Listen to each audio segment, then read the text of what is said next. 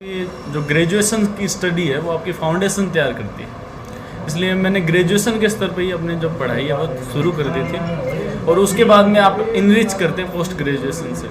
और तो मैंने 2009 में तैयारी शुरू की और 2014 में मैंने अपना पहला अटेम्प्ट दिया था और ये मेरा छठा प्रयास था और इसमें मैं सफल हुआ। उसमें 5 प्रयास में मैंने 4 मेंस दिए हैं और इंटरव्यू भी दिया 2016 का। 5 महीने में सफल करने के लिए निराशा नहीं हुई कि आगे बढ़ने के लिए आपको?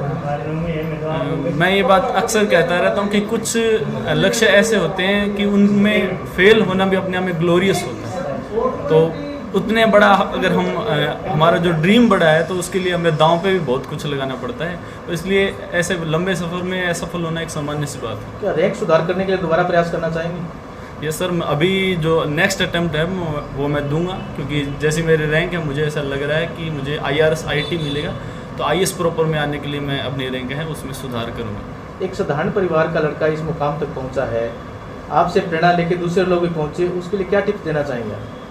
उसके लिए यही मैं टिप्स देना चाहूँगा कि इस मिथक को तोड़ने की आवश्यकता है कि यह परीक्षा केवल एलीट क्लास के लोगों के लिए बनी है।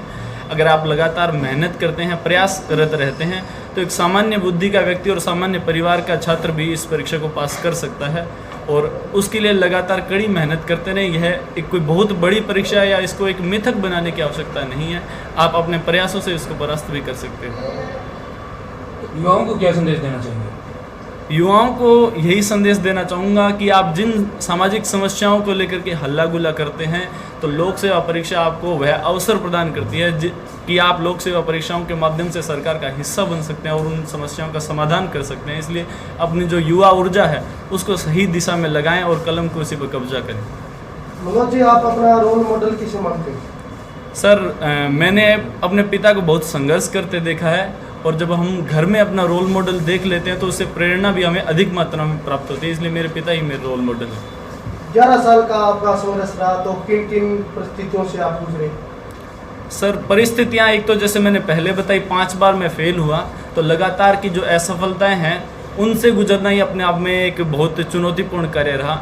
उसके अलावा उसके साथ साथ एकेडमिक्स को तैयार करना और एक विकल्प तैयार करना कॉलेज लेक्चरर या यूनिवर्सिटी लेक्चरर के तौर पर, तो ये जो एकेडमिक्स को बैलेंस करना और कम्पिटिटिव जो स्टडी है उसको बैलेंस करना भी एक चुनौतीपूर्ण कार्य है।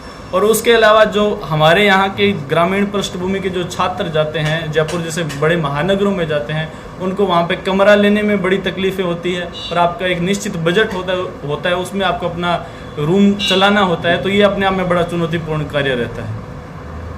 सर एक क्वेश्चन मेरा रहेगा सर, जैसे ग्रामीण क्षेत्र के लड़के हैं वो उनके मन में उत्कंठा होती है आगे बढ़ने के, लेकिन उनको जो सुविधा है आज के आधुनिक युग में जो दिख रहा है कि वहाँ कोचिंग जाए वो नहीं उपलब्ध हो पाता, तो वो लोग आगे बढ़ने के लिए क्या करें सर? इसके लिए तो हमारा समाज क्या सफलता को पूजता है और प्रयासों को डिमीन करता है। इसलिए अगर कोई बच्चा इतना प्रयास करता है उसको क्यों ना सामाजिक स्तर पर कोई छात्रवृत्ति दी जाए। उसको हमारे जब छात्र जाते हैं, जैसे मैं अपना व्यक्तिगत किस्सा बताता हूँ कि मुझे जयपुर में मेरा कोई जानकार नहीं था और मैं यहाँ से बैग लेके निकला और मुझे खुद को ही रूम ढूंढना था। जो हमारे यहाँ के जो क्षेत्रीय नेता हैं, पूंजीपति हैं, उद्यमी हैं, तो वो उन सब छात्रों का सहयोग करें आर्थिक आधार पर या उनको गाइडेंस के स्तर पर। जैसे आज मुझे मौका मिला है और मैं आप सभी जो पत्रकार साथी हैं उनका आभार व्यक्त करता हूं कि मुझे मौका दे रहे हैं कि मैं उन छात्रों तक अपनी बात पहुंचा पा रहा हूं, तो उन सब बच्चों को गाइडेंस मिले।